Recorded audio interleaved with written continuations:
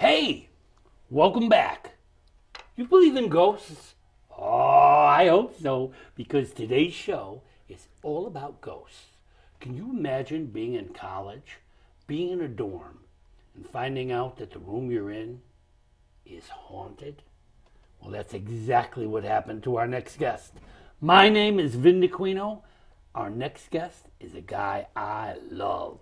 Chris DiCesare, welcome, buddy. It's my pleasure. Can't believe I finally got you here. You are my hero. You've written a book. You did a film. You did a documentary. You go on book signings all over the place. And we've got you right here today. I'm happy about that. Chris, tell us why you're here. Tell us what happened all those years ago. Sure. Well, it's an honor to be with you. When I went to college back in 1984, we had water back then. There was some sand. I didn't believe that ghosts as a thing were possible.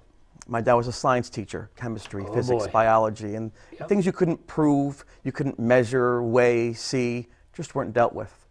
So going to college, I had no clue anything would happen. My first day at Geneseo was beautiful. The campus was glorious. There was ivy on the buildings, the sunset. I think there's a picture of you right there. That's me. Yep, the calm before the storm. Yeah, there you go. I was a teenager, and it was nice to get out and explore the world. New music, new people, new ideas. Yeah. That joy would change. What year was that? 1984. That was the 1984. fall of '84, and the Olympics had been held in Los Angeles. USA was a big chant. President Reagan had won 49 states. It was a nice time to be alive, a lot of patriotism. And, but then in January, things changed for me in '85, that semester. We had a visit to our college from two demonologists, Ed and Lorraine Warren. You might know them from Amityville Horror, The Haunted Connecticut, all those, the movies that they do. And they gave a presentation. I didn't want to go, but it was free. And free in college. It's good. That's good. It's very good. And I listened to them, and Lorraine was elegant, and Ed was very strong-willed and boisterous, and they showed slides and played these EVPs. It was interesting. I didn't believe it was real, but it was a good show, like Star Wars, Star Trek, Walking Dead. You can find value in fiction. At the end of the event, they said, "Come out and say hello to Lorraine." So I went to say hello to her, and she wouldn't shake my hand. Lorraine Warren said, "I won't shake your hand because," and I quote, "I don't want to know my future." And Ed pushed me off the stage, Ed Warren. My friend Jeff, who went with me, asked, "What happened?" I said, "I don't know." "Did you make a face?" "This is my face." And so they did a very big ghost investigation across the campus. I didn't go because I felt embarrassed, humiliated, insulted by what had happened.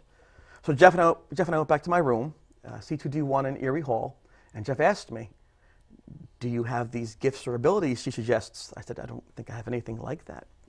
And we talked a few minutes, and I thought, that was it. No paranormal, no anything. 10 days later, in my dorm room, I'm typing a paper. It's the old-fashioned days, no Google. Yeah. I had to go to the library, get the book, read the book. Oh, read a book? Read the book, put in your own words, and type it up, QWERT, etc. on the keyboard. And I hear someone call my name, a loud whisper, "Chris." And I said, "Come in, door's open." A second time, "Chris." "The door's open, come on in." And a second time, no one came in. The third time, "Chris." I put headphones on, old-fashioned headphones. CD player, Sammy Hagar. "I can't drive 55. I figured if I couldn't hear them, it couldn't bother me. But in the headphones, over the music, I heard, "Chris." I threw him on the ground. And that's how the haunting began. Wow. Yeah. So now, there's a whole history. Little by little, this ghost kept reappearing. Yes. And tell me about, did you tell people about it?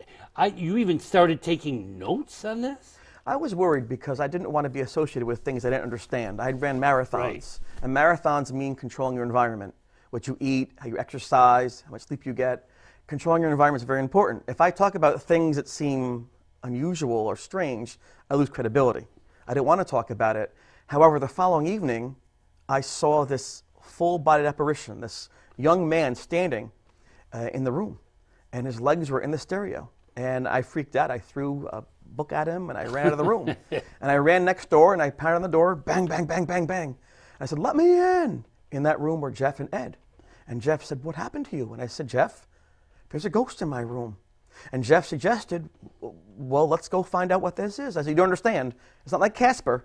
Yeah. This is this thing, and the head is tilted to the right, and the eyes are blank. Scary. Very scary. And Jeff Now decided. What is this picture here? Jeff decided to go into the room and see if we could find this thing. I was reluctant. I didn't want to do that, but he had a good point. Let's get evidence. And so this is me under the loft in my room, C2D1, trying to see if we can find where this ghost is.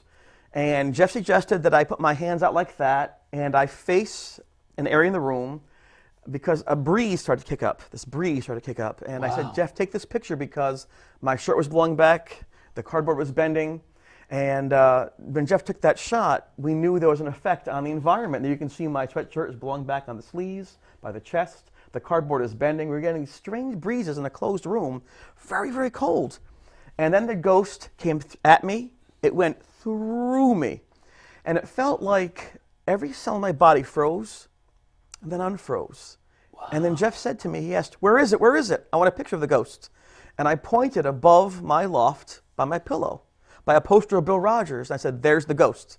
He said, I don't see it. There's the picture. There's Bill Rogers. He's a marathon runner. Yes, 4 times Boston, 4 times New York. He's a running friend of mine and hero, Olympian. And next to the poster. To our right is this skeleton. Right. It's like a spiritual skeleton with the pelvis and the spine, the rib cage, the clavicle, and the top of the picture is a hint of the skull to the left. And when that picture was developed, it became a stir because here are these young people talking about ghosts, but now there's actually photographs of the impact in the room, of the ghost picture itself. And so now there were notes being taken, there were photographs, and this haunting began to take a life of its own. The idea of the ghost boy was developed, not by myself. Right. I don't like being called a ghost boy. I don't want to be labeled by somebody else. But if people think you're that and they believe you're that, you become that. Yes. It's like branding. Yeah. I was called the ghost boy. And the hardest part for me was my friends pulling away. I hadn't changed, but the idea of being a ghost boy they don't want made them uncomfortable. Especially at that age. You don't want any kind of label of any kind. Unless you choose it. A jock, a stoner, a brain, a geek. But being labeled by somebody else is not cool. And back then, there were no TV shows. There were no movies about this. You had The Exorcist and the Amityville Horror. So how do you react to that? They were not good things. No, always bad, always evil. And so this ghost stayed in this room for weeks. It would breathe in my breath at night. It would touch my leg. My roommate, Paul, left the room. He left the college. Wow. He left. He couldn't. He said, listen, things are too crazy around you. I can't be here right now. He lived close to the college. I didn't have that luxury. And so I decided we should call a priest. And so we went to the church, and Father Charlie Manning, a priest on the campus, came to the room and he blessed the room. He'd read the notes that Jeff had taken. That's Father Manning on the left-hand side when he was younger, and that's him today. He's retired now from the Rochester Parish. Oh, wow. And he came to the room, and he blessed the room. He had a Bible, some candles he lit in the room. He put a cross and oil on my forehead. Wow. And he ran through some prayers. The Our Father, the Hail Mary, the Archangel Michael prayer I'd never heard before. I know. And after about 15, 20 minutes, there was no flames or green goop or blood. It was a ceremony. And very mist-filled room. It got calm. Very calm. And I asked him, I said, are we good? And he said, yes, I blessed the room. And a blessing instructs the ghost to find rest someplace else, to leave you alone. So I'm here for you and the ghost. And for 3 or 4 days, there was no activity. There were no shadows, no flashing clocks, no winds. So you thought he did it. However he did that, I don't understand how that worked. As from the science viewpoint, I didn't believe it would happen, so it wasn't psychosomatic. But it stopped. And then 4 days later, I went for a run in the countryside, a 10-mile run. And I came back. I took a shower, which makes sense after your run. In the shower, it got dark in the shower stall. I looked up and I saw the outline, the silhouette of the ghost with the tilted head above me. I didn't know what was happening. I stepped out of the shower and I looked. The bathroom was empty. There was one light source and my shadow was by my feet, but the shadow up there couldn't possibly be. It should be below the light source. I realized it's the ghosts. My plan is to turn the water off in the shower, no flood, and to get out of there and call the priest again. I went back in the shower and boom. As the water's turned off, it felt like I'm stabbed in the back. I'm pushed against the wall. My face hits the side of the shower stall. I taste the soap they clean the wall with. And I turn and I punch out as hard as I can. And I scream, who are you? What are you? Show yourself, you coward! and it's quiet. The room is empty. I look in the mirror above the sink where you shave and brush your hair, and there on my back I see no knife wound. I see 3 roughly parallel scratches bleeding up blood. And I couldn't believe that. I thought, like in the movies, that guy's gonna die. But it was me, Vinny, it was me. And I thought, wow, this is it, huh? I didn't want anything to happen, but I can't fight this thing. And because of the shock or the cold or the fear, I fell on the bathroom floor and I was lying there. I was focusing on one thing, a droplet, a bead of water, pear-shaped on my wrist. Remember Tom Hanks in Castaway? Remember the ball, Wilson? Yeah. He attaches to it, Wilson! And the ball goes away and you cry with him. It's the ball, but you attach to it. Well, that droplet of water is my friend. I focus on it. I can see it. In that water droplet is the room inverted. Refraction, that's science. Then it falls. Gravity pulled it down. That's science. I look down, and the gravity in the tile is darkened, moisture. That's science. So I know in that moment, science is working. This is reality. But what is that thing? I cannot live this way, being attacked, being drained. It's going to win. And so luckily for me, my friends heard me scream, and they pulled me out of the shower, put a towel around me, and we got peroxide, some Band-Aids, and some cotton swabs. And for 47 minutes, we dealt with the wounds on my back. I wouldn't go to the hospital. Whoa. Yeah. Now, did you contact the administration? Is the administration at the college aware of all this? I didn't say anything to them because they would thought it'd be a drug episode, possibly, or a drinking binge or a frat joke. They wouldn't have taken it seriously back then. I knew that. The priest blessed the room. My room was safe. That was good. But after the attack, that thing began to travel around the college dorm, attacking other people. So other people began seeing this thing. Yes, Luke and Brian and Linda and Judy. And now they Beth were believing you. Absolutely. I became either a hero to them, you're so cool, you speak to the dead, you're amazing, or you should go to church and repent because the devil's got you. There's nothing in between. So, and it's interesting because the way people present themselves isn't always the way they actually are.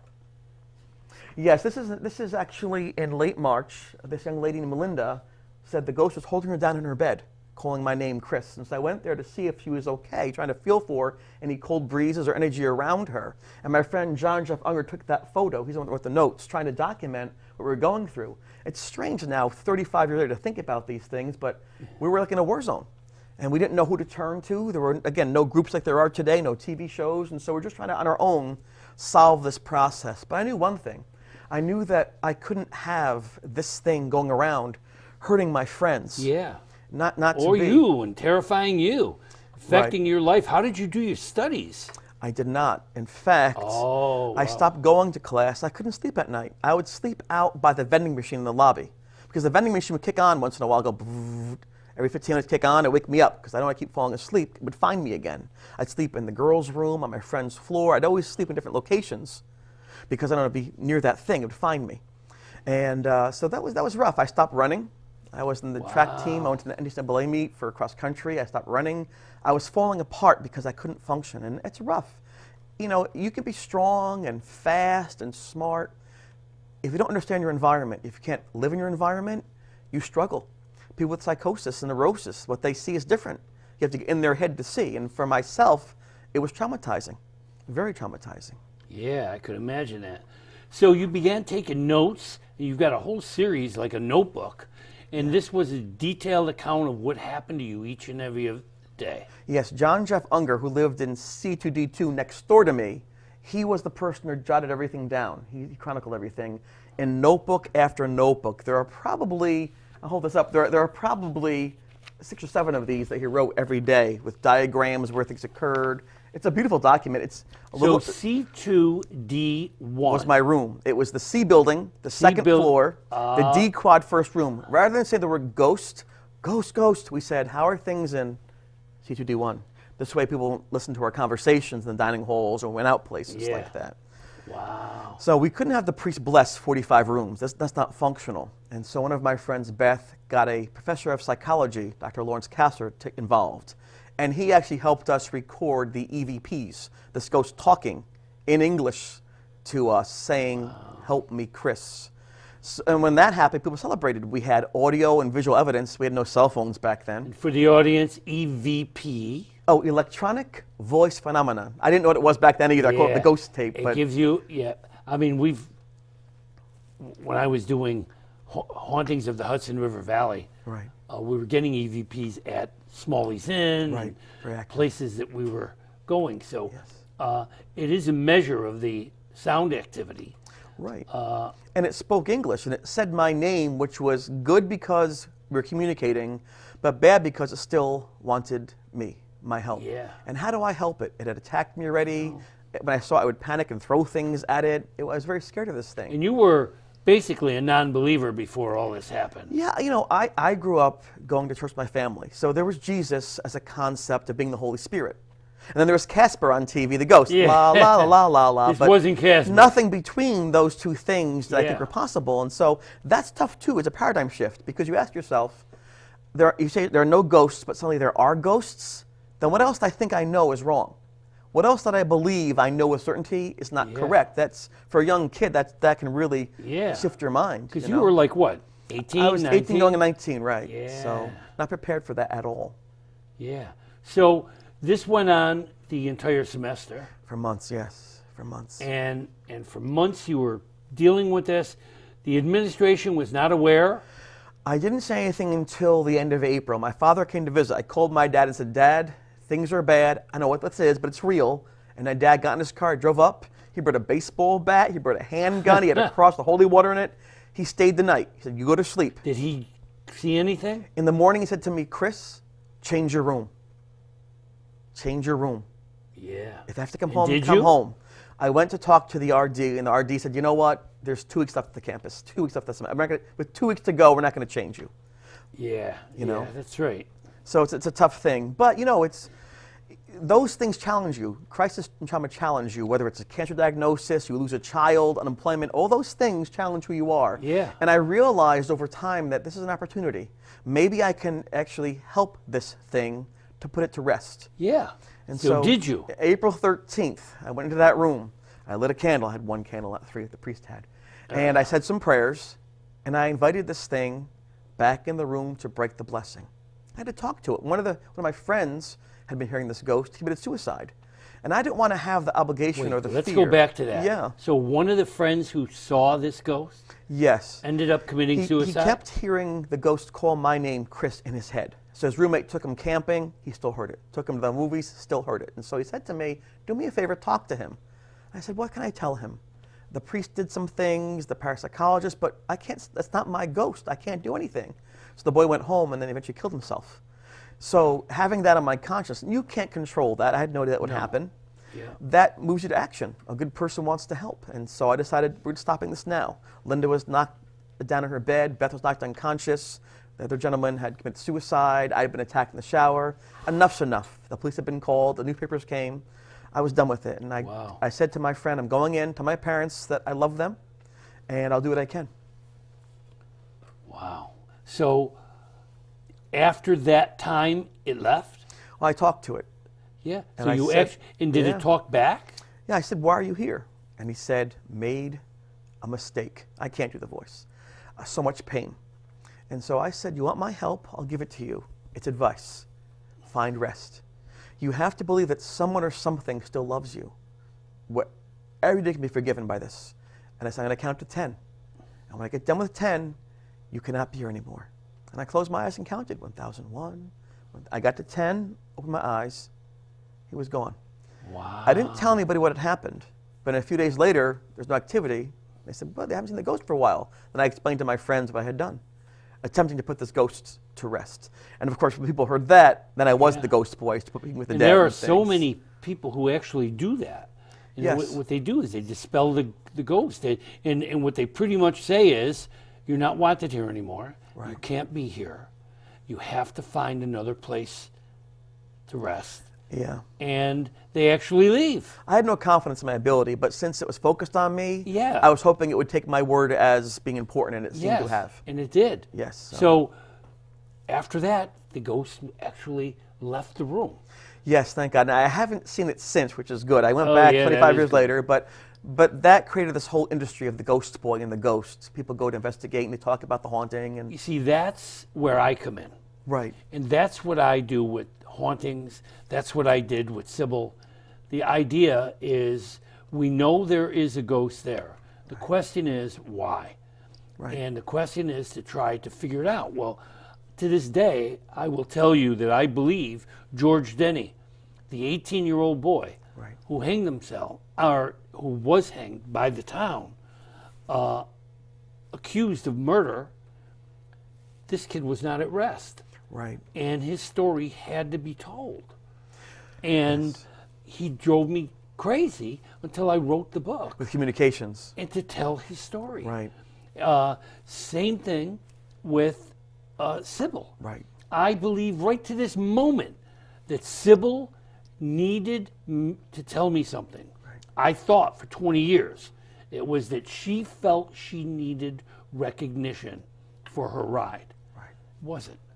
Now, 20 years later, after being led to letters from the family and all these other things, I realized that her husband never was really recognized, and he was a hero. He fought with John Paul Jones on the Bonham Richard. Wow. No one even knew for sure what his name was. She wanted him to get the recognition he deserved. Her father was a hero for years, dedicated his entire life to helping this guy. No one knew? No one knew. Well, they knew, but he never, there's no plaque, there's no statue. Right. There's a statue of her that must drive her nuts. Her grandson. She wanted to share that. Yes, her grandson died saving women and children in Fort Riley, in Kansas. Wow. The town he grew up in didn't even have a plaque. Didn't even know the kid Unfinished ever lived business. there. She wanted those three people recognized. Right. And that's what this new book is.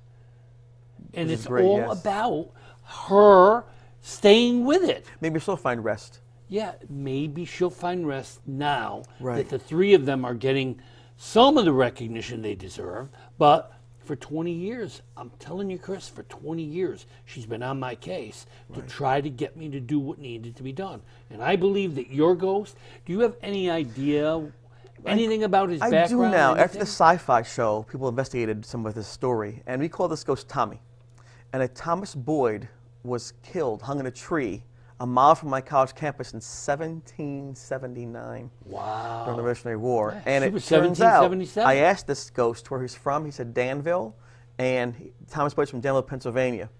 And we found a connection with my family. Adam and Bernard Hubley, my relatives on my mom's side, found his body 200 years ago. No one knew about that until Penn State researched that. One of your One relatives? of my mom's relatives, yes, Wow. found his body. So So that he there's must the have recognized, connection. right? But at the time, you don't know. I don't know if it was just walked in the wrong place at the wrong time. But eventually, over time, you do get answers with anything like anything else. Yeah, I know. I've been on this Yes. for 20 years.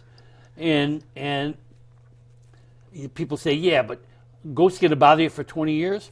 They have eternity. Well, it's just they hundreds have of years forever. sometimes, right? That's right. That's And- their intent. Yeah, and their intent is to try to find the opportune moment to communicate. And that's how I met you. When talking about the film Please Talk With Me, we had asked you to come as an advisor to give Yeah. us some advice about the film because of your experience. All right, Chris, we're going to run out of time. Yes. This is, That's Please Talk With Me, an award-winning independent film. It's a feature film. It's about the haunting. It's a documentary format. And I love it because it talks about friendship, survival, and not losing hope. And you are part of that process in telling us about theming through a movie or a book. And I thank you for that. well, I'm glad to be a part of that. And you did a film, and you've written 2 books. I think we have the cover. There's one. That's a case study of the haunting. Case Hey, study. you used to be good looking. A long time ago in a galaxy far, far away. Yes, yes. Yeah, so the book is C2D1, Right, that's right. and it's been out and around. You For about a do year. autographs. I do, yes. So wonderful. And there's another book. Do we have another cover? All right, we're getting that. Yeah, no problem. We'll get that up. Yeah. And so you have a couple books. Yes. You have a documentary. Yep. We got to go on Sci-Fi Channel and Travel Channel, and Yeah. it's a nice and, honor. And you go around doing autographs. About So 40 events a year I do because I like meeting people and sharing my experience and trying to let people let's know get along. your website up there so Yes. people can actually contact you through the website. Sure. And if they want to have you at their group, You'll go? Oh, absolutely. I love that. I love meeting people, and Yeah. you never know who people are until you start sharing who you are. That's right. And you find who they you are. never know why. There's connections That's true. going on all the time. true. People come to my writers groups and they ask me questions. I answer that for them and they say, that's why I came. That's I a mean, beautiful it's thing. freaky. Yes. Is there really life after death? Well, talk to the two of us. I'm sure of it. And I am too. I am sure of it. And I truly believe that there is. Right. What has all this done for you, Chris? It's taught me two things. One, don't give up. Life sometimes goes awry. These Don't right-hand stop turns. listening. Correct. And if you're going through a hard time, accept help. The person who helps you might look different, sound different, and talk different, but it's humanity. Because And you one never day might know be where that help you is gonna be. who give And the hand you back. were. That's exactly You right. helped this spirit. That's correct. Enjoy your meals, listen to music, and appreciate your family, because life goes by very quickly. It sure does. It sure does. And you don't want to leave this earth No. with questions that aren't answered. That's what happens here. That's these hauntings. Right. That's You right. know, Chief Ninham, who was slaughtered with his son in Van Cortlandt Park. Right. I hear him too. You know, wants to tell the story. Got it. So, here's your lesson for the day. Dead people do live here. And they're out there. And you should be somewhat frightened, but you should always be open. They're not looking to scare you. They're looking for your help. And often it's because they need to cross over. And they need you to do that. Did I always believe that? No. Do I believe it now? Absolutely. And I believe Chris certainly does. Yes. Chris, Absolutely. I can't thank you enough for being here. Yeah, my pleasure. I hope the audience will contact you and make sure that they see you. Sure. It's realghostboy.com. That's correct. That's right. And all they have to do is type in realghostboy.com, and there's even a little thing for you to contact Oh, right, a you. link, yes, a contact link, yes, link, yes. and they can link to it. Absolutely. Chris, can't thank you enough for being here. Oh, it's my pleasure. It really is. You are an amazing person. Keep doing what you're doing. Keep your eyes and ears open. And thank you for having the spirits be with us today. Yes, thank you. And I hope that spirit crossed over because of you. Me too. Yeah. Me too. Thank you for being here. Thank you for being part of One on One with Chris Di Cesare.